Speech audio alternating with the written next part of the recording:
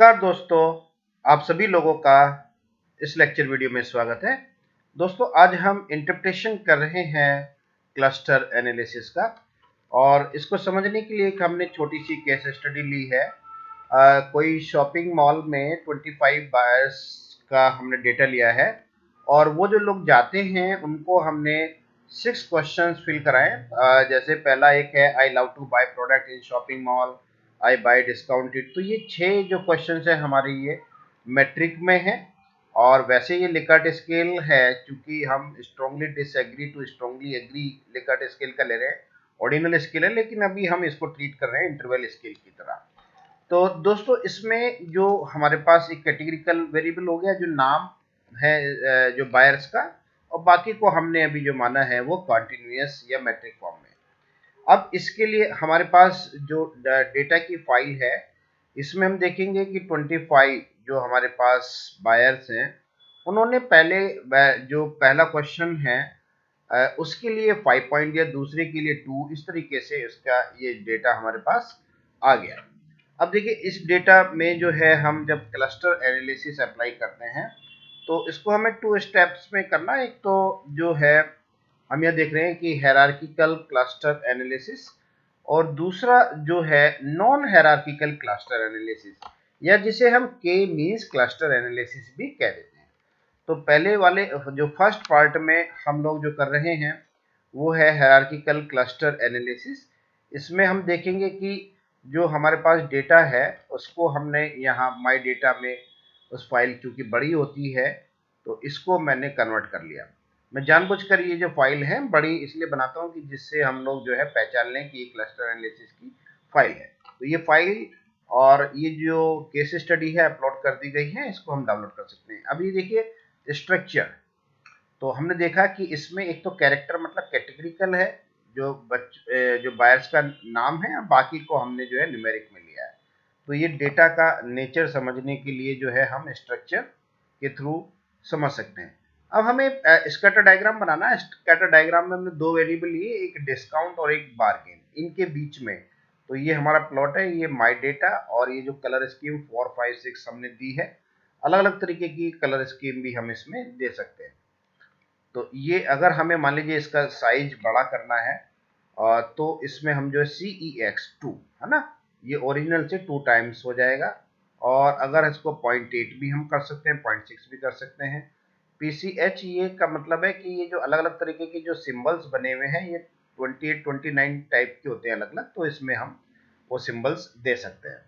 अब इसके बाद जो है हमें इसमें जो वो बनाना है, अगर हम चाहते हैं कि अपने बायर्स का नाम, उनको हम जो टोटल 25 बायर्स हैं उनका नाम दे दें, तो इनकी जगह फॉर्म्स भी हो सकती हैं। और क्लस्टर एनालिसिस का जो बेसिक पर्पस है कि जो सेम नेचर के जो हमारे इस केस स्टडी में बायर्स हैं उनको होमोजेनियस नेचर के जो बायर्स हैं उनको एक क्लस्टर में रखें, बाकी जो दूसरे तरीके के जो बायर्स हैं उनको हम दूसरे क्लस्टर में रखें, और 3 क्लस्टर अगर हमें चाहिए तो तीसरे क्लस्टर में जो बायर्स होंगे वो अलग नेचर्स के होंगे।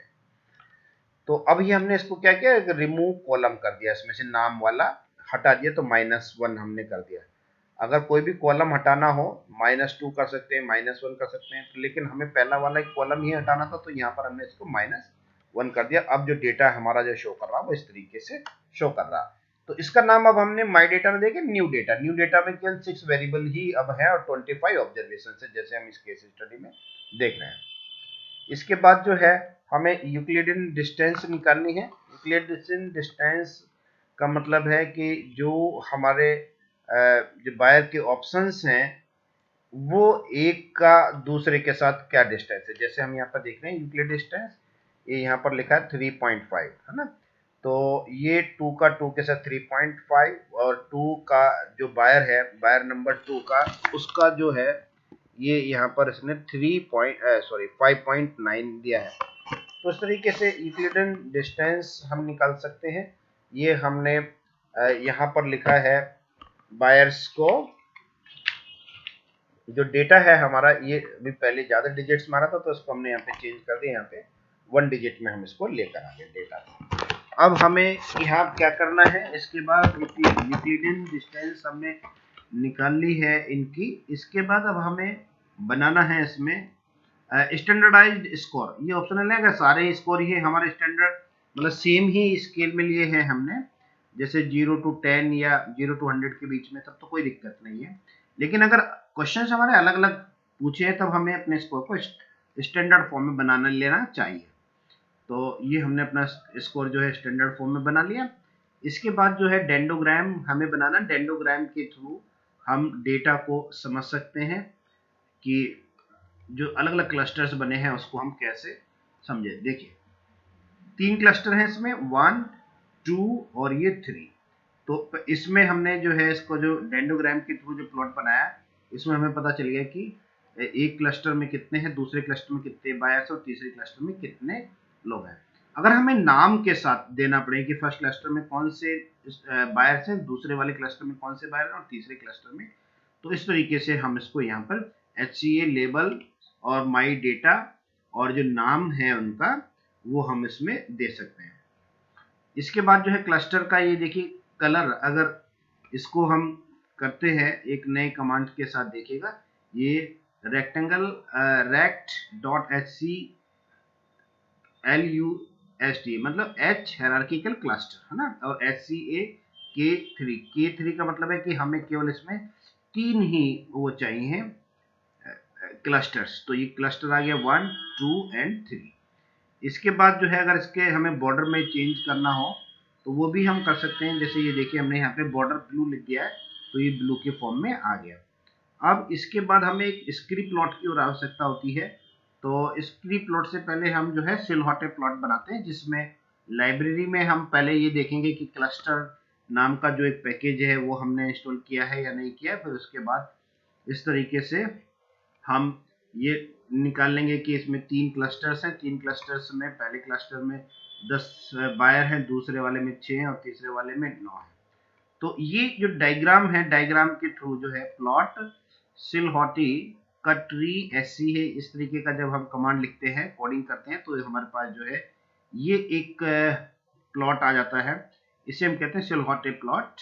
तो इसमें हमें पता चल गया कि पहले वाला जो क्लस्टर है यहाँ पर लिखा भी है 1:10, ठीक है, कि फर्स्ट क्लस्टर में हमारे पास 10 बायर्स हैं, दूसरे क्लस्टर में 6 हैं और तीसरे क्लस्टर में हमारे पास 9 बायर्स हैं।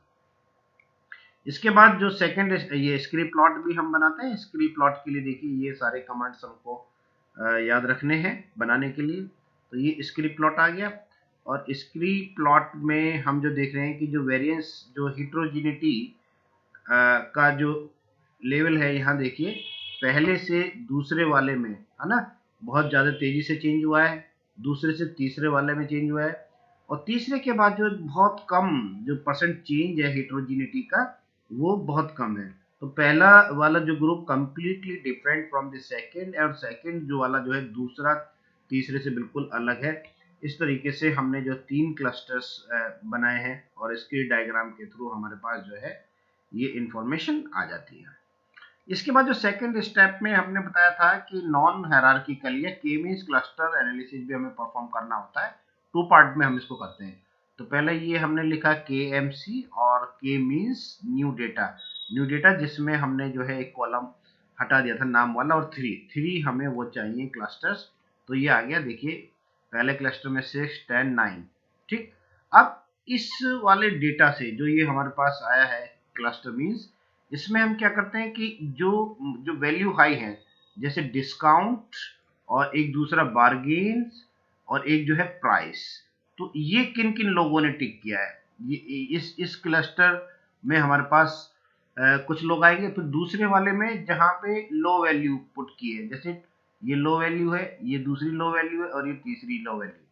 इसी तरीके से यहाँ भी लो वैल्यू वाले जो बायर्स हैं उनको हम एक क्लस्टर में बना लेंगे, और ये क्लस्टर का जो इसमें डिफाइन किया है कि एक क्लस्टर में कितने लोग होंगे, वो हम इस तरीके से यहाँ पे देख लेंगे कि ये पहला वाला बायर दूसरे क्लस्टर में, दूसरा वाला दूसरे में।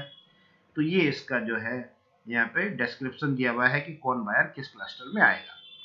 अब ये देखिए ये हमारे पास टेबल के थ्रू जो है हम देख लेंगे कि मिस क्लासिफिकेशन यहाँ पे केवल एक कर रहा है, अदरवाइज सारे जो डेटा है हमारे, देखें कि पहले एक क्लस्टर में 10 आ रहे हैं, दूसरे वाले में एक में 6 आ रहे हैं और तीसरे वाले हमारे पास 9 लोग आ रहे हैं। ये देखिए ये यहाँ पर भी हमें क्लियरली बताया हुआ है कि एक क्लस्टर में उनका साइज क्या होगा बायर्स का।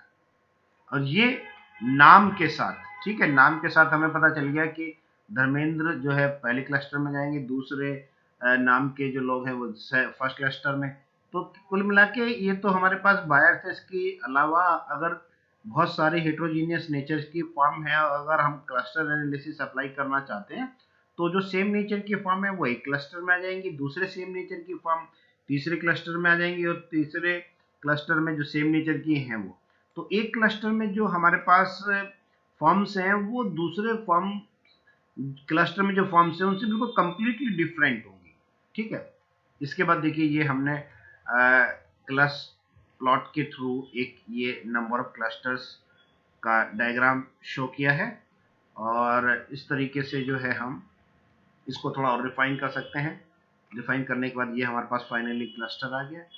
ये इनका सेंट्रॉइड है, पहले वाले cluster, second cluster, third cluster का।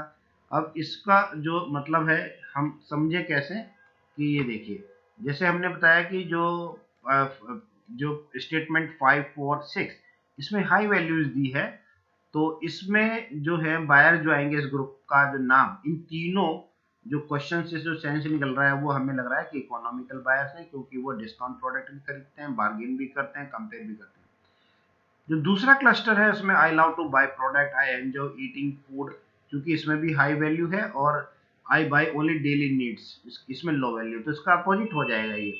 तो डेली नीड के प्रोडक्ट नहीं खरीदते हैं, तो इनको एंजॉय लविंग बायर्स कह सकते हैं। और तीसरे जो क्लस्टर है उसमें हमारे पास ये बायर्स हैं जिसको हमने कहा है passive buyer, I love to buy product in shopping mall, ये लो वैल्यू, ये खरीदना नहीं चाहते, ये एंजॉय भी नहीं करते हैं, ये डेली नीड्स के प्रोडक्ट खरीदते हैं, तो ये पैसिव बायर्स है। तो इस तरीके से हम क्लस्टर एनालिसिस में जो हमारे रेस्पोंडेंट हैं उनको 3 क्लस्टर्स में डिवाइड कर देते हैं, और उनका जो नाम है, किस पर्टिकुलर क्लस्टर में कितने लोग हैं, उनका क्या नेचर है, उसका नाम हम इन स्टेटमेंट्स के बेसिस पर दे सकते हैं। Thank you very much.